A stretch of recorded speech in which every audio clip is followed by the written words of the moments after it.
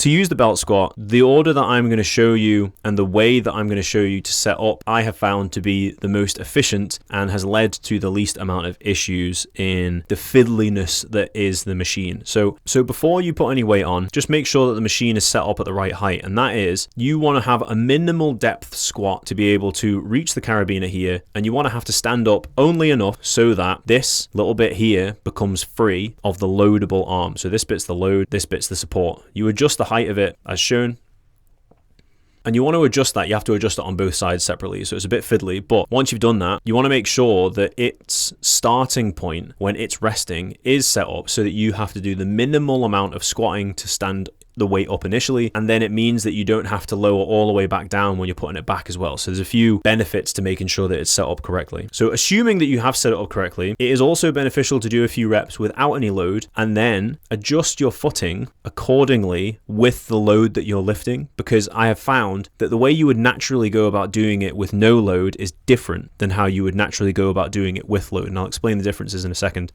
But once you've got the machine set up to the right height, you're happy, you then want to do it in this order.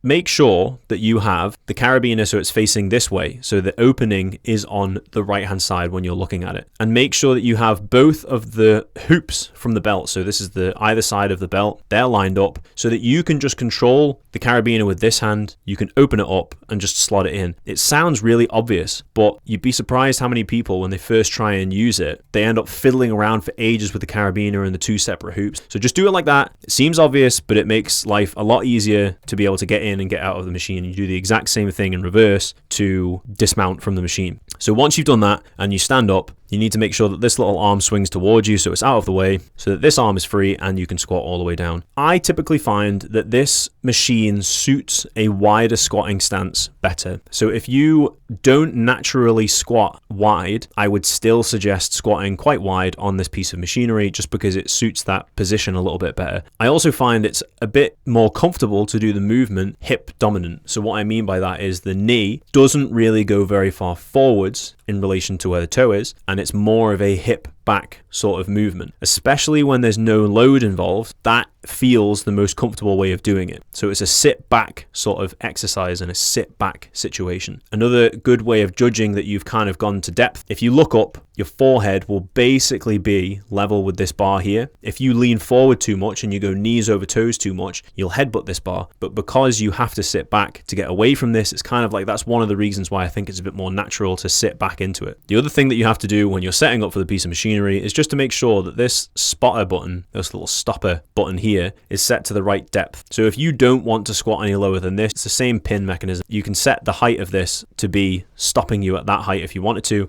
We usually have it set up at the bottom, which basically means when this reaches the bottom here, you can still take the plates off at the side. But when you put load onto the belt squat, setup is exactly the same, minimal stand up, but what it naturally does, and it makes your bum go back a little bit and your torso naturally start over. If you go back to the original one with no load, it kind of feels more natural just to stand up like that, and then when you have weight on, it naturally kind of wants you to go into this position. And again, that's why I think, one of the reasons why I think it just suits a hip dominant squat a little bit better, because you're already naturally set up into this bum back position. So it's kind of more similar to a low bar squat than it is to a high bar squat. But generally, we still follow the same rules as a normal squat. We try and evenly distribute the load between the inside, the outside, and the heel of our foot. We try to make sure that our knees track in the same direction as our toes. And with this, because it's a little bit more like a low bar squat, as I just said, we just fractionally put a little bit more emphasis towards the hips than we do to the knees. If you feel that your knees are getting dragged underneath you and your heels want to come off the ground, that's just a foot placement issue. If you stand too far back